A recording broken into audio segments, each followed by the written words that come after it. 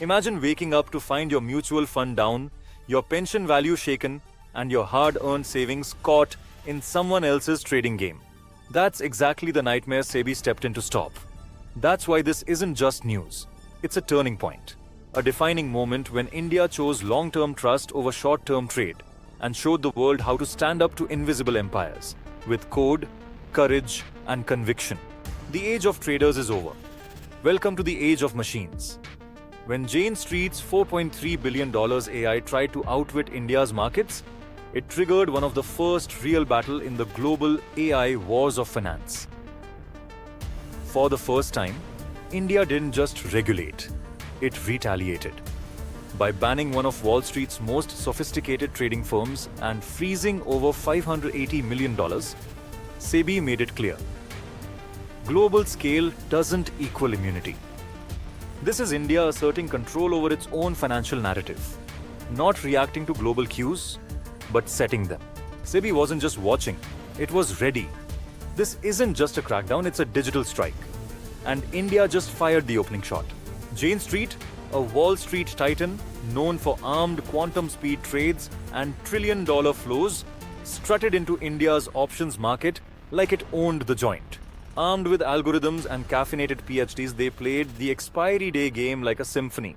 Buy, pump, dump, vanish. 36,000 plus crore in gains? Just another Tuesday.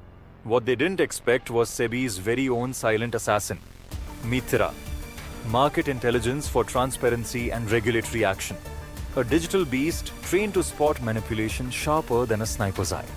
SEBI, India's financial regulator, no longer just a bureaucratic agency, but a digital sentry running AI-powered surveillance grids. SEBI didn't uncover this with intuition. It used machine intelligence to catch machine manipulation. This marks a historic shift, from manual enforcement to algorithmic surveillance, from compliance after damage to real-time defense. India is no longer playing catch-up. It's now leading the AI-led regulatory frontier. Jane Street's bots weren't just trading. They were conducting surgical strikes on expiry days. Here's the trick. Step 1.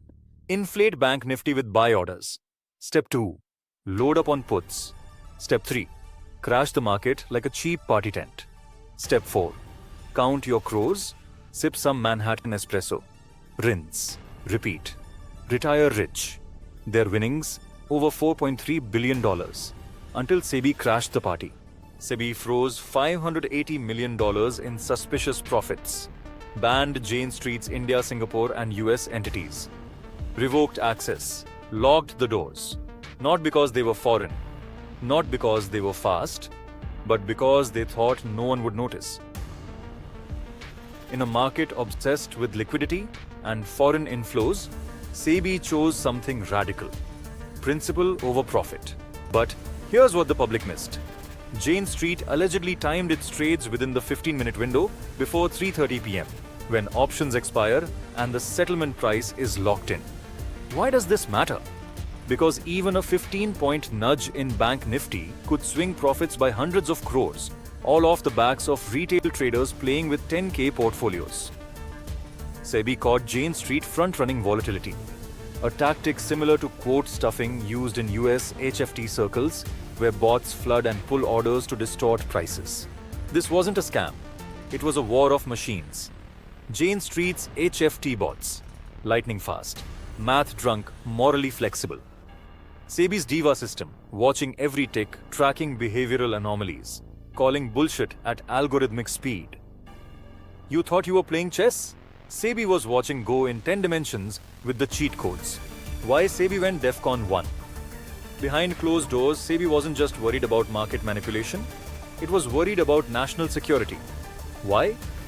Because Bank Nifty isn't just any index. It's the nerve center of India's banking system. Crashing it, even briefly, can ripple through. In other words, this wasn't just regular trading. Jane Street turned the market into a dangerous roller coaster, on purpose. Here's why SEBI freaked out.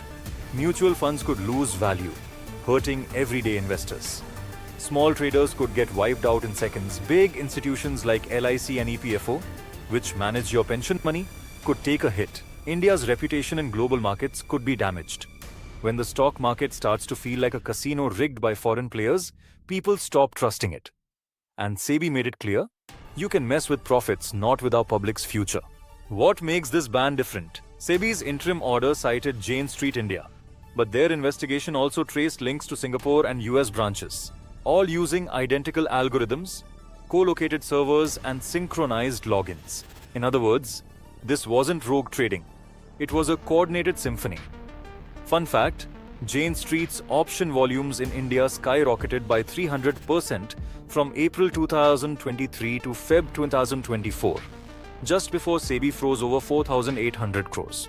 Jane Street used Indian liquidity like a plaything, thinking regulators wouldn't understand their quantum mambo-jumbo. SEBI's response? We see you. We understand your game. And you're done.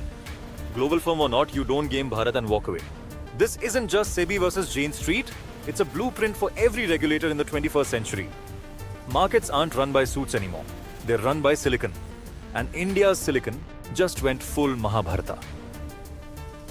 SEBI didn't blink. Jane Street didn't expect the crossfire. Now the game's changed sharp. For good. This wasn't just a ban.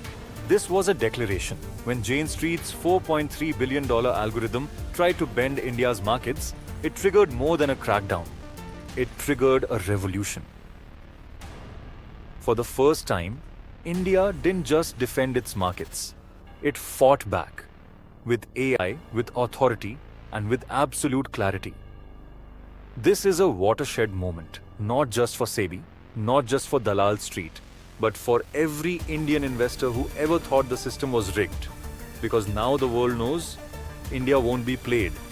It sets the rules.